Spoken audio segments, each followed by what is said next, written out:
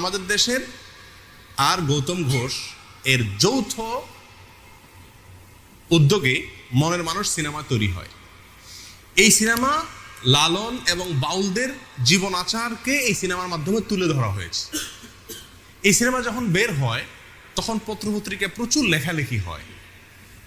লেখালেখি হলে আমার দৃষ্টি আকৃষ্ট হয় যে এত লেখালেখি হচ্ছে এটা নিয়ে, জিনিসটা কি।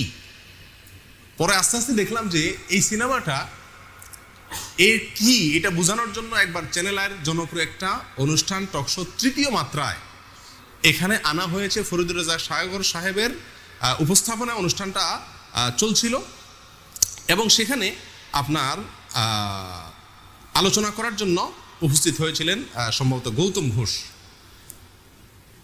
তখন তিনি এই সিনেমা সম্পর্কে বলতে গিয়ে বলতেছেন যে এটা সাধারণ কোনো সিনেমা না। সিনেমা মানে হলো গান, প্রেম, পিরিত, আলতু ফালতু এই সমস্ত না, এটা সেরকম কিছু না।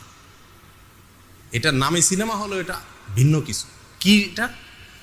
তো তিনি বলতে বলতে একটা পর্যায়ে বললেন এটা সাধারণ কোনো ফিল্ম নয়, এটা একটা ধর্মগ্রন্থ। এটা একটা কি ধর্মগ্রন্থ। কোরআন যেরকম একটা ধর্মগ্রন্থ, ইনজিল যেরকম একটা ধর্মগ্রন্থ, এই মনের মানুষ এটাও একটা কি ধর্মগ্রন্থ।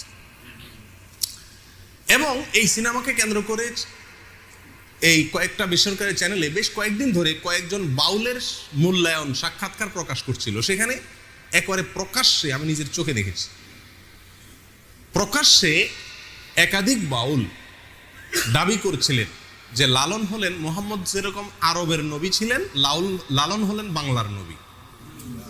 এবং তার এই কথার সমর্থনে ওই মিডিয়ার রিপোর্টার বেশ অনেকগুলো যুক্তি খাড়া করছিলেন। ঘটনা এখানেই শেষ নয়। এরপরে দেখলাম যে পত্রিকাতে খুব গুরুত্বের সাথে প্রকাশ হলো যে এই সিনেমা দেখানো হয়েছে ভারতের প্রেসিডেন্ট